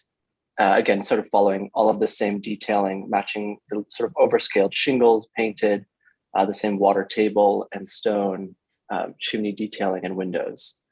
And I can also show you some, and then also this garage, which is a new structure. A new 600 square foot structure. And to show some images, you'll see up here, the existing is on the left here, and the proposed is on the right. So you see that roof line we're changing on the northern extension. And then on the south side, this is the existing on the left. And what we're proposing is this small extension to the south, which has a covered entry porch to a mudroom. It's a single story addition. And then at the rear, sort of same thing, the existing is on the left. So we're removing this existing covered porch and we'd be proposing to expand back with the house with a 2-story extension and have an open porch to the north side of that extension. And then a rather minor view, but coming down Long Island Avenue, there's this is sort of the view towards the property. You can kind of see this small, the bit of the garage peeking over the existing hedges there, which on the existing, there's just a shed there, which we determined was not historic. And so we'd be proposing to remove. And that is effectively the proposal at hand. And so, yeah, that's about it, I think. And I know there was a site visit earlier. However, the one point that we will have to have a public hearing on this. So given the total size, this way the board can just be refreshed on all the changes that are being proposed. And this is after the site visit that was had probably 2 weeks ago. About a month ago. No, a month ago. Right. So this way, if there's any questions by the board, we can review them now, and then the applicant can send out the notices for the public hearing, and then we can actually have the vote after the public hearing. Yeah, so to touch on that, the existing square footage is 2,700 square feet, and the proposed is 4,490 for the house. And then the garage is at the 600 square foot limit. And then I don't know if it would be useful to bring up a site plan at all, if you'd like. Sure.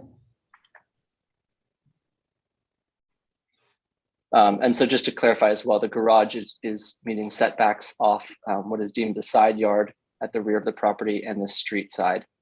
And then the house extensions are kind of shown here more towards the rear yard. And I guess I should mention as well, since we have this up, we're also talking about reorienting the pool to run north-south as well. Right. Are you going to add a new driveway that goes to the new garage? There's actually an existing drive. We'd be looking to, oops, there we go. So there's this existing driveway. So we wouldn't be creating a new opening necessarily. Okay.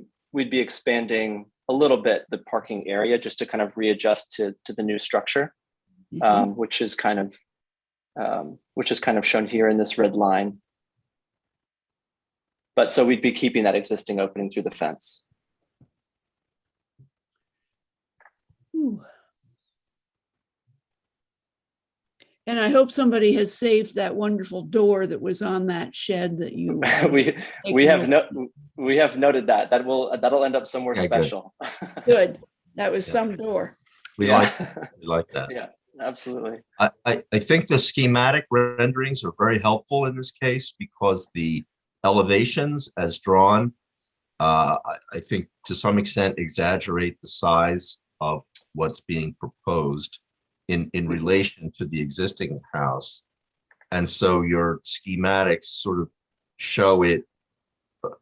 I know these can be, tweaked and manipulated a bit, but I think it shows that what you're building, proposing to build relative to the massing of the existing historic house is well proportioned and well scaled and sits below.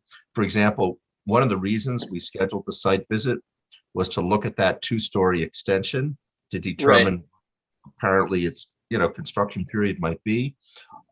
We didn't find anything of interest or importance, and so that was clearly a later extension.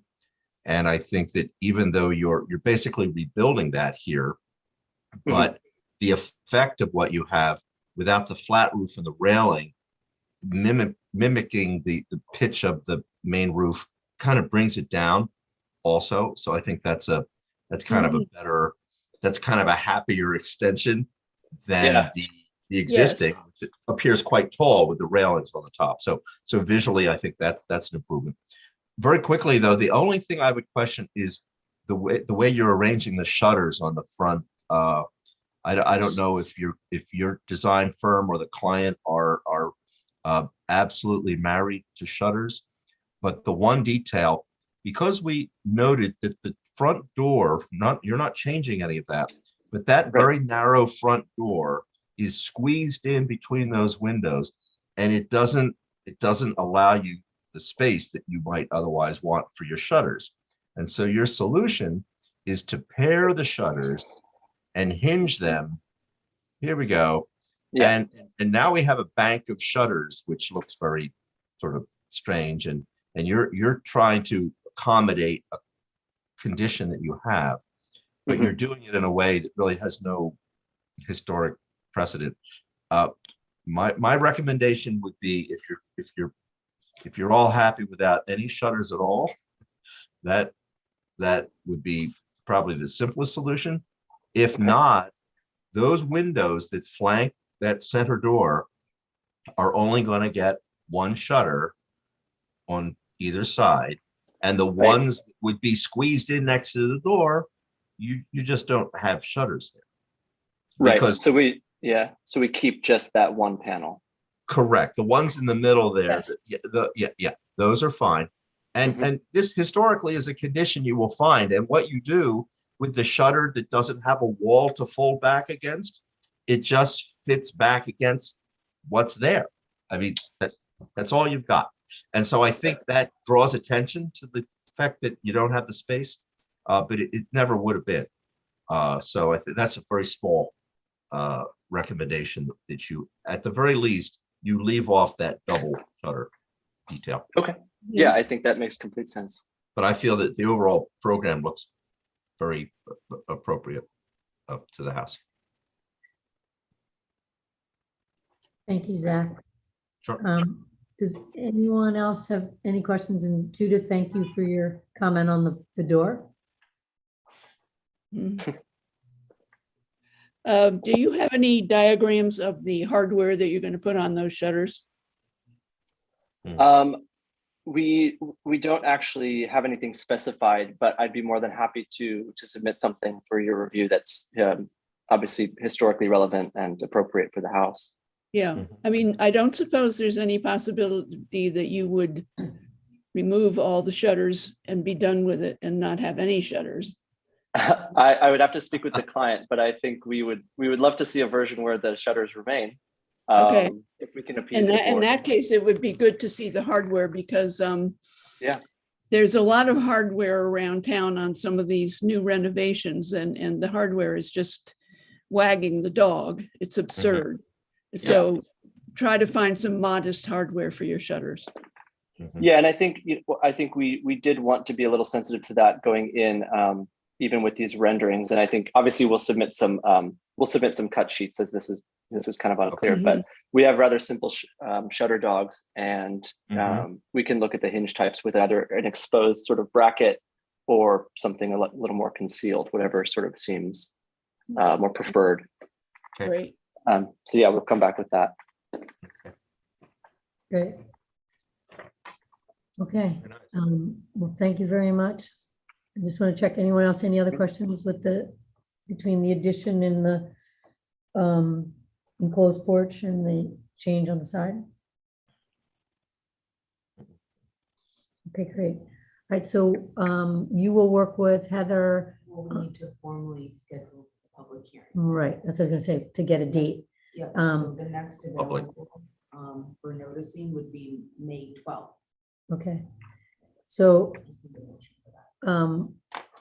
we can make a motion that the next available date that would allow time for the public notices would be our May 12th meeting, so that if we could table